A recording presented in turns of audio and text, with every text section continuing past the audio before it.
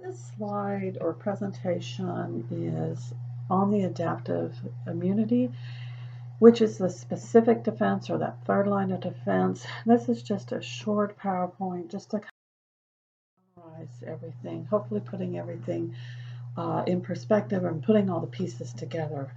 Remember, it does involve the B cells, which are part of the humoral immunity. The main function is to produce those antibodies that are going to bind to those antigen, the foreign substance. This will help to inactivate it, and also it's going to flag it or target for destruction.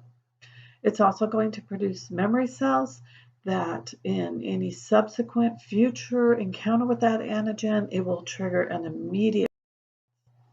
The T cells are part of the cell-mediated immunity. There's several different types of T cells, your helper T cells, regulatory T cells, cytotoxic T cells, to name some examples.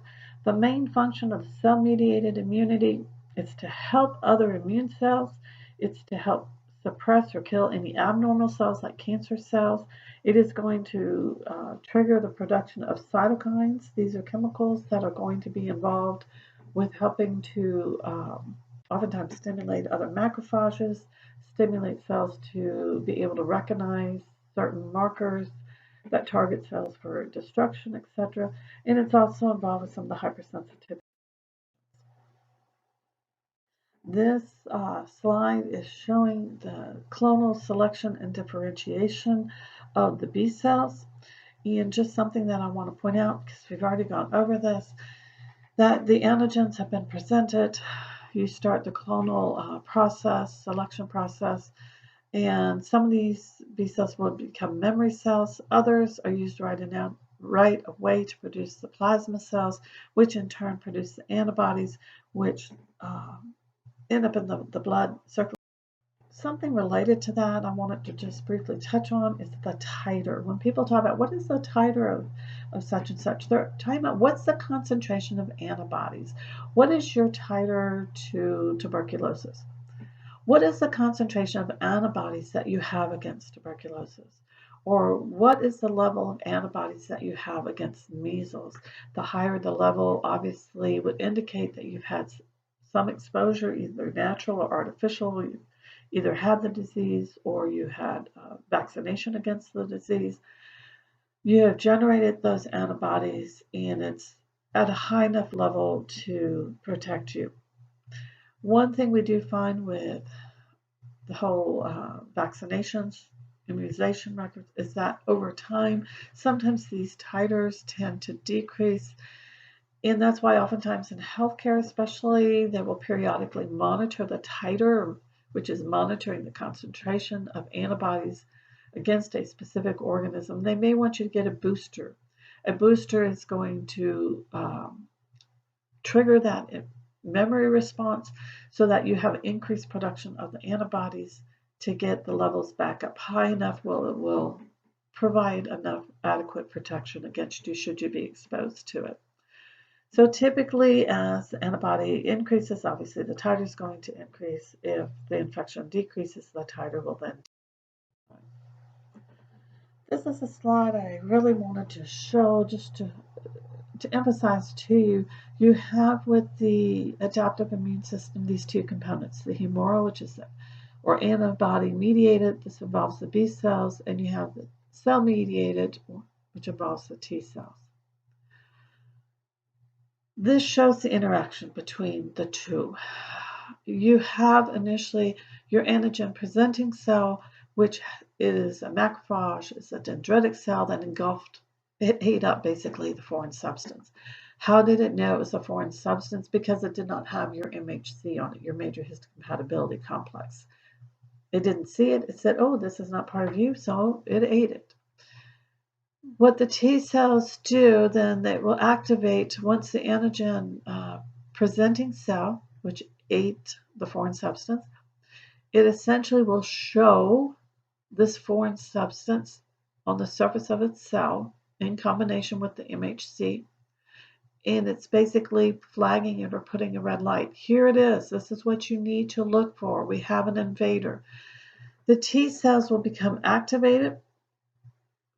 And the helper T cells, they will produce cytokinins. This will activate macrophages and attract them to the site so that you can have further, it's basically calling in the help, the backup to help fight this infection, because they will be able to recognize anything foreign and engulf it. The helper T cells, it doesn't show you, they're going to actually also help. You have two different types of helper T cells.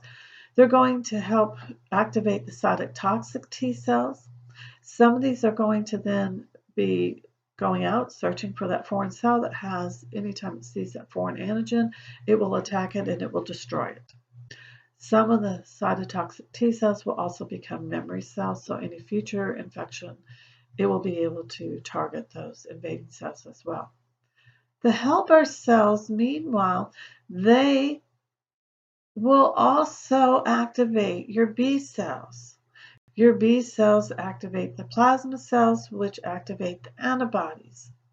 When the antibodies bind to the foreign antigens, it flags them, and it will also attract the cytotoxic T cells. So these two sides have to work together.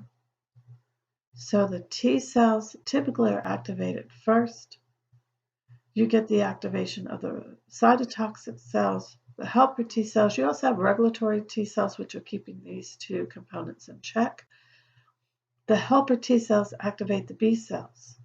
If this process right here did not happen, you would never end up with the antibody production, and that certainly is going to have a huge effect on your ability to fight the infection. The helper T cells, there's two different types.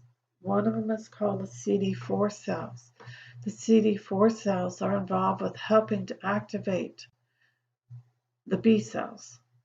Some of them also will work to help activate and increase the numbers of the cytotoxic T cells. Think about this for a moment. If you wipe out the T cells, you do not have an immune response. And that foreign substance can just really enhance its invasion of you. The HIV virus, which is the causative agent of AIDS. One thing we have found, that one aspect that it has, is that it will inhibit the CD4 cells. It interferes with it, decreases them. Basically, it's wiping out your helper T cells. If you wipe out the helper T cells, you're never going to have them affecting the cytotoxic T cells, because as you can see here, it goes back and activates more T cells, which then activates the cytotoxic T cells back here. So if you wipe these guys out, you wipe this out right here, which ultimately means you wipe out any stimulation of your cytotoxic T cells. None of this will happen. Infected cells will not be destroyed. Memory cells will not be made. If you wipe out the helper T cells, you also cut that link between cell-mediated and humoral immune system, which means you never get antibody production. Very bad for you, very good in this particular case for the HIV virus.